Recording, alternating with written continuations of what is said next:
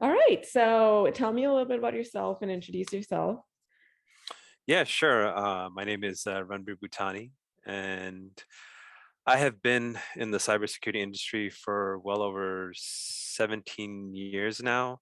Hmm. I mean, pretty much worked, every single subcomponent of cybersecurity you can think of, and naturally, I decided to launch my own business August of 2020, August 31st of 2021. Why not start Right. during COVID, right? So. Right.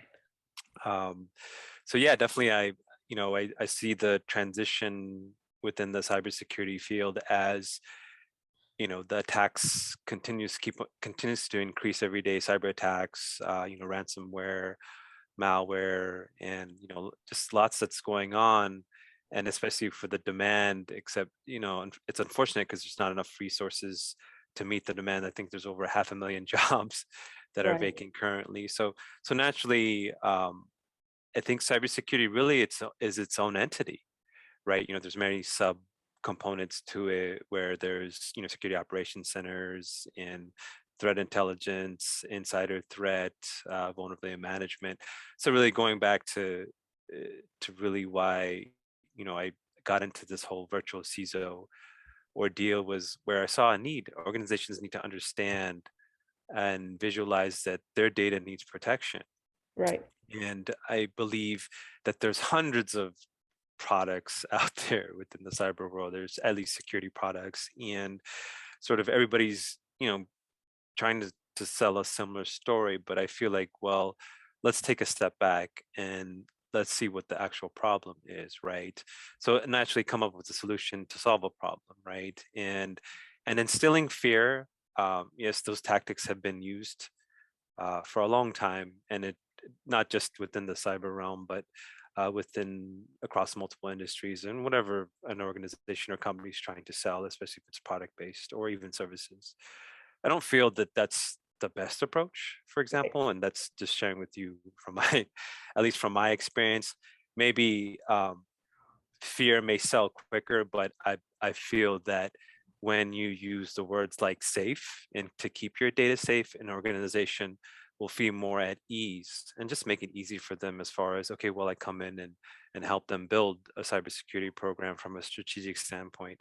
Now, the twist that I do, and I don't know if other VCs do this, but I quantify Hmm. based on on their financials and some data points that I obtain based on a risk assessment, because that's really, I need to understand their infrastructure and organization. Right. I don't sell by PowerPoint slides. Doesn't really fly for me because I need to have a genuine and authentic conversation with the C-level, uh, with somebody that's in the C-level position or that's the board of directors as speaking in their language, right? So really what naturally what they think about is return on investment. But I see it this way, right? Naturally, you go into any organization business, you tell a story and you make sense out of it and you make it easy.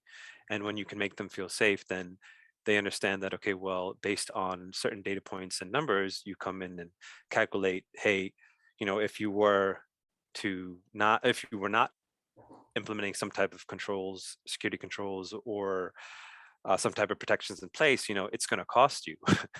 Right. In the sense that, okay, well, if you get Colonial Pipeline, cost them $5 million. If they maybe had a second opinion, and they probably have a security group, and it's an energy company, right? And Hmm. JBL Meatpacking, another example, like manufacturing, right? And or who would think a meatpacking industry would get hacked? So naturally, the beauty of being in the cybersecurity field that it is across any industry. Um, you know, it doesn't matter the size of the company, or small, medium, or large businesses, really, and whether if even the company's organization is all, let's say, cloud-based, Hmm. solutions, for example. I mean, they typically everybody goes back and says, well, our IT department is handling, but are they really? Can you trust them? Can you trust their words to say that they're securing your data? Because remember, at the end of the day, can you put any amount or dollar amount to data? No, absolutely. It's priceless. Even your personal data, right? Your social security number, your credit card numbers. I mean, fraud is at an all-time high. Scammers and spammers, get calls all the time, from, I'm from the IRS, or IRS is not going to Right. call you. Yeah. Or, or you get a call saying you have a virus on your computer. And it's unfortunate that there are certain regions that happens more than other regions. And I'm not going to specifically say, because it doesn't matter, right? They're Mhm. in business because that's the choices that they make to be on that side. We're in business because, we're making a choice to help companies, in terms of protecting their data and feeling safe at night so they can go to bed, right?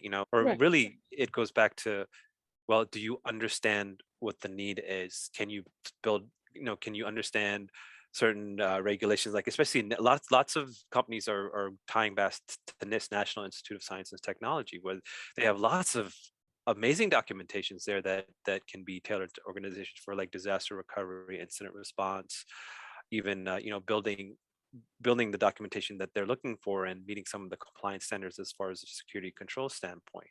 Now, that's one component. Of course, technology is another component, but most organizations are already investing in security products anyways, for endpoint protection, like antivirus, et cetera. And not to get too technical, but they're Mhm. already paying for it. They just need somebody to come in and sort of do a checkup, right? I'll Mhm. give you another example. It's like you go to the doctor, they say, okay, something's wrong, and then you don't feel right about it, but then, Mhm. Jasmine, you're like, okay, well, I'm going to go to another doctor and get a second opinion, and they're like, oh no, this was the actual problem. They give you the Right. medication, they said, okay, you're on your way, you feel much better. Fine. Same thing with cybersecurity, right? As far as, well, I come in there, do a risk assessment, get the financials, get some information, data points that I need, create my deliverables that, to present to their, especially at the top level. It's easier because I could speak their language and they can understand. Like, yeah, I mean, I can work with the IT folks and the technical folks, but as well, if they need me to, meet with that team. But at the same time, it's like, well, if it's not presented to the top, then how are you going to make an impact? Hence the name CyberCulture, because my mission and my goal is to Mhm. change the culture of cybersecurity forever. And that's really why, and I'm very passionate about this field, and really, I know I will do it. I just, you know starting a business has its challenges, but at the same time, what makes you different, what makes you unique, how can you come in and make a difference to somebody, as far as, let's say, the culture of what they've been used to, what they've been doing. Because lots of organizations think cybersecurity is sort of, like, like on the bottom of the list, or it's not even a thought, or they're like, okay, yeah, we have an IT department that does that and they take care of it. Well, how do you, well, what gives you the guarantee that they are? So Right. even though if they outsource a lot of the if they outsource a lot of that work anyways, because a lot of it is being outsourced, you know but a lot of those companies, they call them managed service providers. I mean, they're using other companies to do some of that work. So it's like, Yeah. okay, well, your data is sort of being passed everywhere. So I mean, I don't, again, that's my 2 cents. And really, being quite passionate about this field, I saw a need, and I know I'm going to make the change, and this is why I'm doing this. Like, I want to help people, I want to help companies. It's not about the sale, it's not about making exorbitant amount of money or whatever. It's about helping them, and that's Yeah. that's what I want to do. And that's really me sharing my story with you, and why I finally launched my company.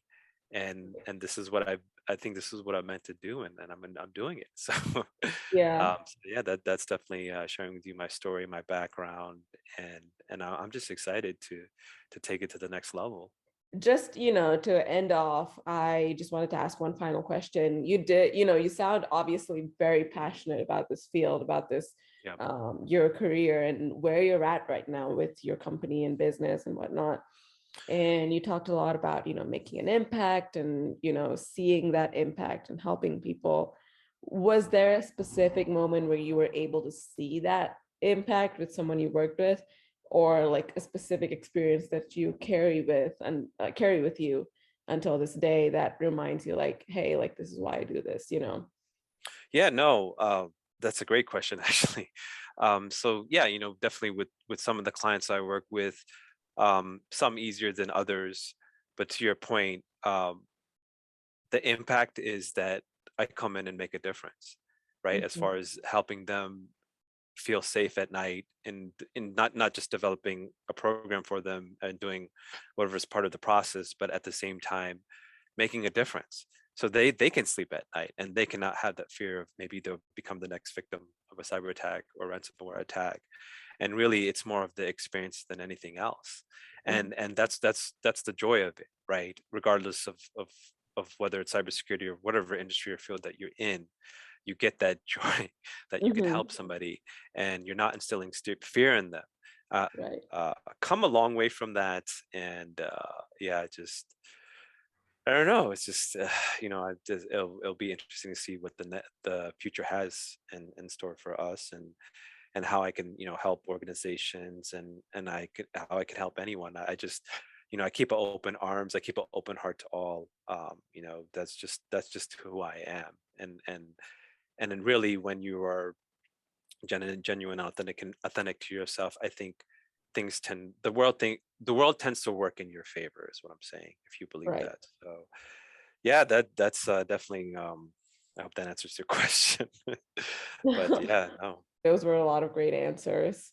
thank you. Thank But you. yeah, did you want to add something at the end? Anything at all? Yeah, I think I'm gonna end on this note. Through my life experiences and I've gone through, Right. gone through the ups and downs. I don't really tend to talk about my past because now I live for the moment and now.